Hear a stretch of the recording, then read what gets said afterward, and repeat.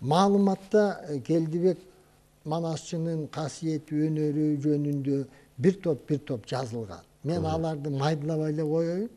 Алар өзү майда эмес. Муктар Әуезовдун жазганы майда болобу, Болот Юнусалиевдин жазганы майда эмес. Бирок замандаш Арстанбектин чоңду менен айтышканда, ошону мен азыр айтып берейин. Айтып берсеңиз. Айтып берейин. Чоңду менен Арстанбек айтышат. Чоңду дагы убагында чоң манасчы болгон, өзү акын болгон. Абдан да а киши жөнүндө өзүнчө сөз кылыш керек да. Четинде да айтып кереги жок. Сөз кылсак, эми Арстанбек минтип айтып атпайбы чоңдуга? Манастын жери талас деп баян кылдың баятан. Ал айтканың растыр, алдастабай тура тур, аламан ырчы сизде бар, алп манасчы бизде бар деп атат. Уктуң белең өнөгүм Келдибек Манас айтканда. Ошол жерден баштайлы. Уктуң белең өнөгүм Келдибек Манас айтканда, шамал уруп, бук болуп, боз үйлөргө жүк болуп деп атат да.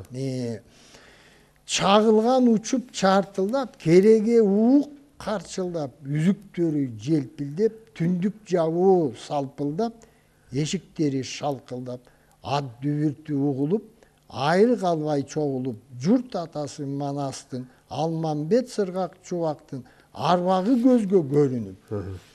40 чоро кырдан суурулуп, кемпирлер турчу балпылдап, келиндер коркчу калчылдап, желеде кулун чыңырбай, кымызга көңүл бурулбай, азынабай айгырым, аздектеп турчу баардыгы төөлөр чөгүп жодурап, карылары кобурап, койлор жуушап кепшебей, коңулда иттер эт жебей, барбардыгер кудурет паана болуп өзүнө, кара тору түспөлү, кыпкызыл болуп чыңалып, арча отундай чок болчу ашырып айтаар Манасты, агуул куул кыргызда андай адам жок болчу дейт. Мына жана мал жөнүндө айттыңар, бу жерде да айтылып атат.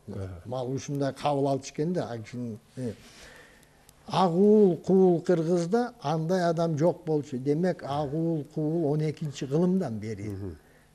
Билесиз, ошон үчүн 12-чи кылымдан бери ошол 19-чу кылымга чейин айтып атпайбы? Агуул куул кыргызда андай адам жок болчу да.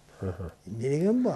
Түндүк бою түйүлүп, кереге бою керилип, коргошундай былкылдап, 12 мүчө шалкылдап, бүт денеси балкылдап, 10 манжасы калтылдап, тар дүйнөнү унутуп, кең бейиште жүргөндөй сыйкырдуу дүйнө аралап керемет болуп кеткенин көргөн жайым бар эле, көрбөгөн адам зар эле, Келдибек Манасчынын нар эле деп атат да.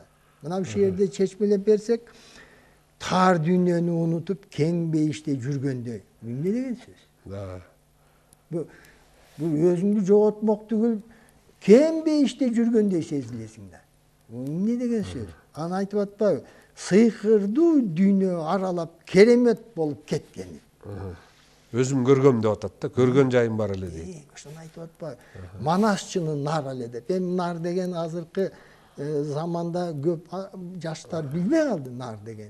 Себеби көчкөндө тоодо араба пайдасыз. Мүмкүнчүлүк эмес. Мүмкүн эмес. Өгүз күчтүү ат деп коелу. Бирок аларда көтөрө албаган төөнүн дагы түрү бар да. Нар, эми нардан ары эч ким күчтүү эч жаныбар жок да. Манасчынын нар эле деп атат да. 12 пил көтөргөн, жүктү көтөргөн нар деп дагы салыштырат да. Айтып атпайсың. Бул ар бир сап, ар бир сөзү терең ойлонуп отурсаң, Келдибектин ким экенин, кандай манасчы болуп, кандай өнөргө көтөрүлгөнүн мына өзүнүн замандашы талашсыз бизге ыр түрүндө калтырды. Мүмкүн дагы кененирээк болгондур, мүмкүн бөлөк жерде бөлөкчө айткандыр. А бизге жеткен ушул болуп атпайбы?